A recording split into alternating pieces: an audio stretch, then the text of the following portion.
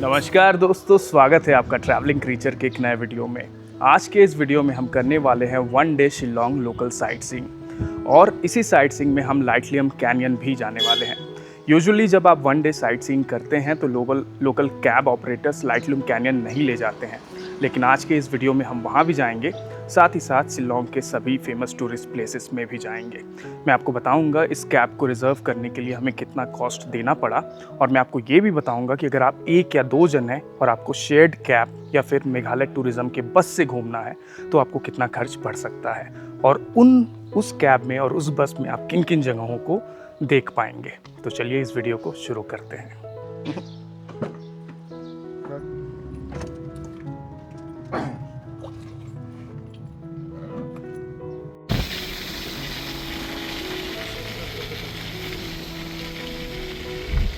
बोल देंगे यही है लाइट लूम।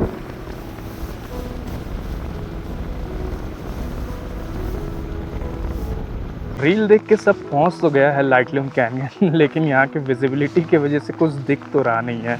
और लाइटलूम कैनियन का ऐसा मैंने सुना है कि काफ़ी बार ऐसा ही मौसम रहता है, तो आपका नसीब काफ़ी अच्छा होना चाहिए कि यहाँ का वेदर काफ़ी क्लियर हो, तब आपको जो व्यू देखने मिलेगा वो बहुत ही सुंदर होगी।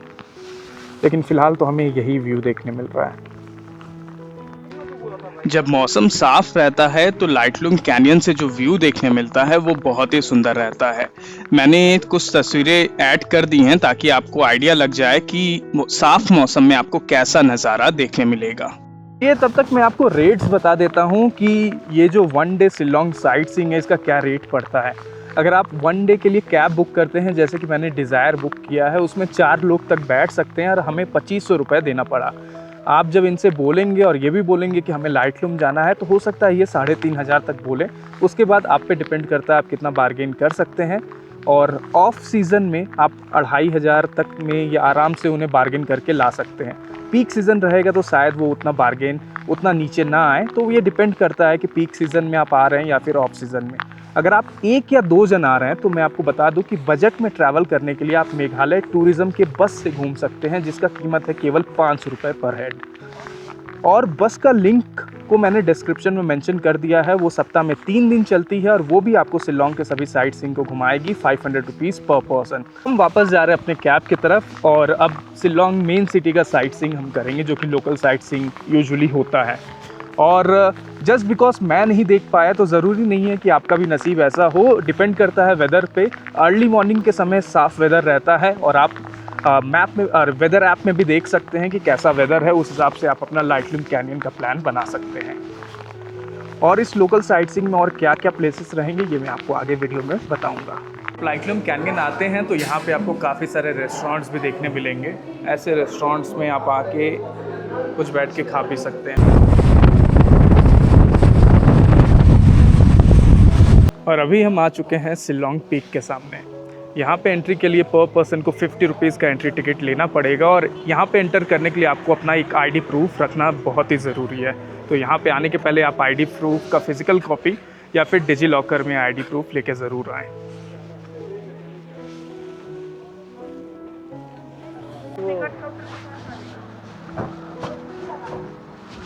₹50 पर हेड और 200 रुपये इस कैब के लिए लिया गया, जिसमें हमें घुमाया जाएगा और वापस ड्रॉप किया जाएगा।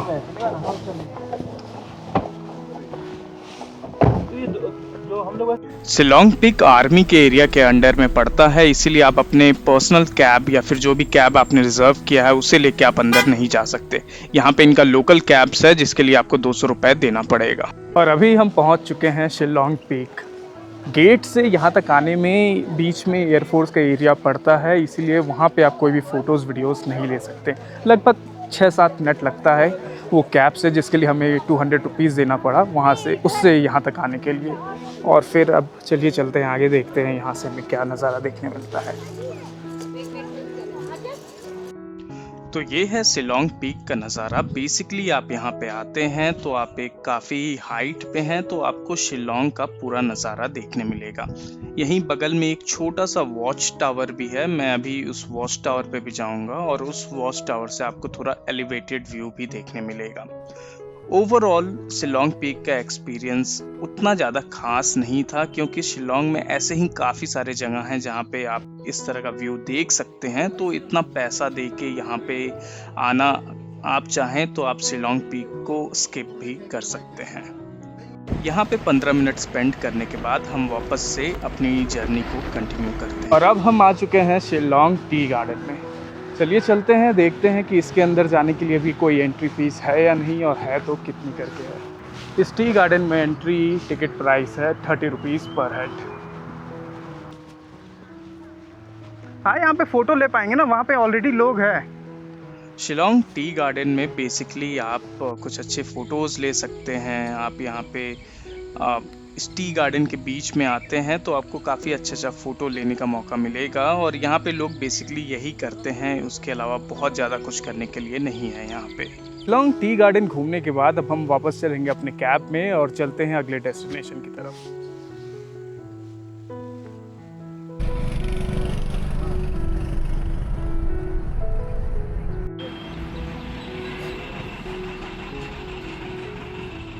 और अभी हम जाएंगे एयरफोर्स म्यूज़ियम के अंदर।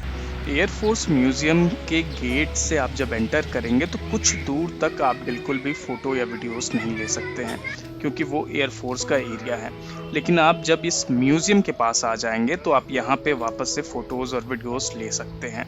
और यहाँ पे आपको एक 40 रुपीज़ का टिकट लेना पड़ेगा, जिससे आप म्यूज़ियम के अंदर जा सकते हैं। एंट्री के वक्त आईडी देखी जाती है और ऐसा एक पास दिया जाता है जिससे आप एंटर कर पाएँ, और फिर अंदर आके आपको 40 रुपये का एक टिकट लेना पड़ता है अंदर आने के लिए। वही 40 रुपये से आप यहाँ पे और म्यूज़ियम के अंदर विज़िट कर सकते हैं। यह म्यूज़ियम काफ़ी ही बड़ा था, काफ़ी चीज़ें थी इसके अंदर, काफ़ी डिटेल्स बताए गए थे एयरफोर्स से रिलेटेड। तो अगर आपको इस चीज़ में दिलचस्पी है तो आपको यहाँ पे काफ़ी अच्छा लगेगा, यहाँ के बारे में जानने में। यहाँ पे आप काफ़ी कुछ देख पाएंगे, तस्वीरें ले सकते हैं आप यहाँ पे। तो ओवरऑल इसका एक्सपीरियंस मेरा काफ़ी ही अच्छा था। 40 रुपीज़ के टिकट के हिसाब से हमें एयरफोर्स के म्यूज़ियम में डिटेल में जानने मिला, एयरक्राफ्ट देखने मिले बाहर में, और बाहर एक छोटा सा गार्डन भी था। तो ओवरऑल इसका एक्सपीरियंस मेरा काफ़ी ही अच्छा था।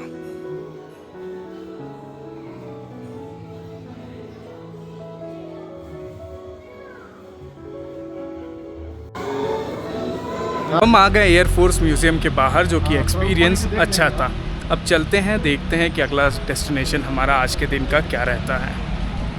एयरफोर्स म्यूज़ियम से जस्ट कुछ ही दूर पे है एलिफेंट फॉल्स, वही है हमारा अगला डेस्टिनेशन। और अब हम आ चुके हैं एलिफेंट फॉल्स में। एयरफोर्स म्यूज़ियम से ये केवल 500 मीटर की ही दूरी पे था, और इसमें एंट्री करने के लिए हमें पर पर्सन 100 रुपीज़ का टिकट लेना पड़ा। चलिए देखते हैं इसके अंदर हमें क्या देखने मिलता है।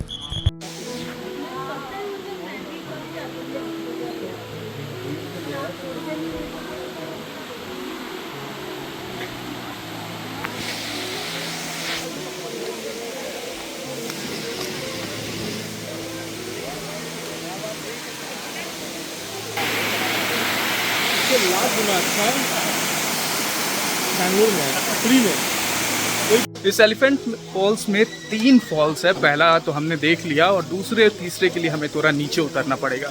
चलिए देखते हैं कितना नीचे जाना पड़ता है।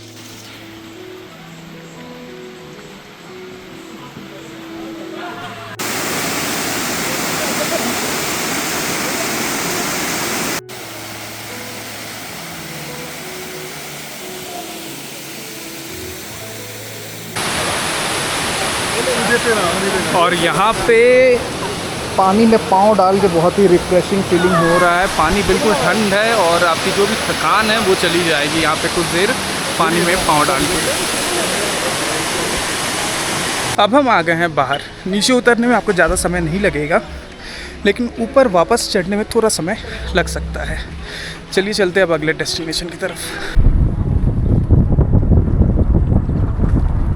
अब हम आ चुके हैं डॉन बॉस्को म्यूज़ियम में। अभी हम चलेंगे इसके अंदर, और मैं देखता हूँ इसके अंदर मुझे फ़ोटोग्राफी या वीडियोग्राफी करने दिया जाता है या नहीं। तो डॉन बॉस्को म्यूज़ियम में एंटर करने के लिए हमें 100 रुपीज़ का टिकट लेना पड़ा। और इसमें एक बात ये भी है कि आप 100 रुपीज़ का टिकट लेते हैं और अगर आप अंदर जाते हैं तो आप कोई फ़ोटोज़ या वीडियोज़ नहीं ले सकते हैं। फ़ोटोज़ लेने के लिए आपको 100 रुपीज़ का एक और टिकट लेना पड़ेगा अंदर में, और उस टिकट को लेने के बाद भी आप केवल फ़ोटोज़ ही ले सकते हैं, वीडियोज़ तो बिल्कुल भी अलाउड नहीं है।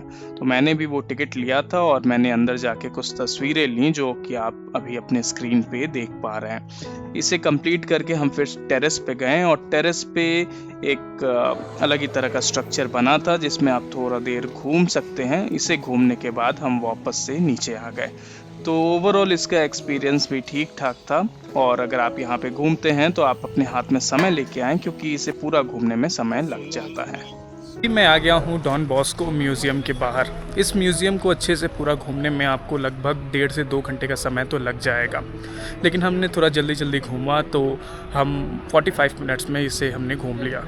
इसके अंदर एंट्री करने के लिए आपको 100 रुपीज़ की टिकट लेनी होती है, और उसके अलावा अगर आप फ़ोन से या कैमरा से फ़ोटोग्राफी करना चाहें तो आपको 100 रुपीज़ की अलग टिकट लेनी पड़ेगी। वीडियो करना अलाउड नहीं है, चाहे आप टिकट ले लें उसके बाद भी अलाउड नहीं है। तो इसे घूमने के बाद अब हम चलते हैं अपने अगले डेस्टिनेशन की ओर। अगले डेस्टिनेशन की तरफ जाते वक्त हमें रास्ता में शिलोंग का गोल्फ क्लब भी देखने मिला। यहाँ पे काफ़ी लोग ऐसे भी आते हैं, बैठते हैं, कुछ समय स्पेंड करते हैं, और अगर आप चाहें तो आप भी यहाँ पे अनवाइंड करने के लिए कुछ देर आके बैठ सकते हैं। ये काफ़ी ही बड़ा है। और अभी हम आए हुए हैं वॉट्स लेक। यहाँ पे आप बोटिंग कर सकते हैं, यहाँ पे आप ग्रास बैंक पे बैठ के कुछ समय बिता सकते हैं। इसकी एंट्री टिकट है 20 रुपीज़ पर हेड। अंदर बोटिंग करने के लिए आपको अलग से टिकट लेना पड़ेगा।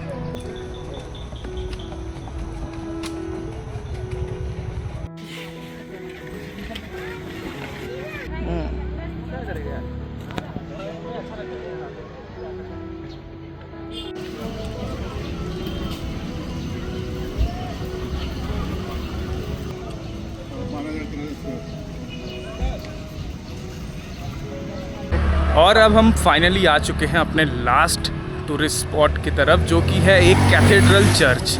तो ये है वो कैथेड्रल चर्च, और यही है हमारा शिलोंग 1 डे साइट सीइंग का लास्ट स्पॉट।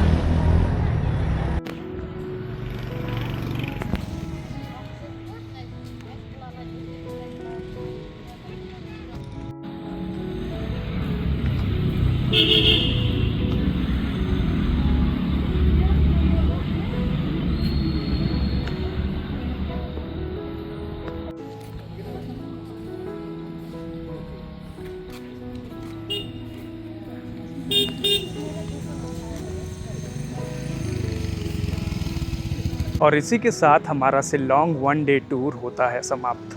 मुझे उम्मीद है आपको इस वीडियो में मेरे साथ काफ़ी ही अच्छा लगा होगा। अगर आपको इस वीडियो से रिलेटेड कोई भी जानकारी चाहिए तो आप कृपया कमेंट करें। आपकी उस कमेंट को मैं ज़रूर चेक करूंगा और आपको सटीक से सटीक जानकारी देने की पूरी कोशिश करूंगा। अगले वीडियो में मैं आपको दिखाऊंगा कि हम कैसे शिलोंग से चेरापूंजी गए और वहां हमने वाटरफॉल्स में एंजॉय किया। मैं सभी प्राइसिंग डिटेल्स भी चेरापूंजी ट्रिप की आपको बताऊंगा उस वीडियो में। आप अगर उस वीडियो को देखना चाहते हैं तो आप मेरे चैनल को सब्सक्राइब कर सकते हैं। इस वीडियो को देखने के लिए धन्यवाद।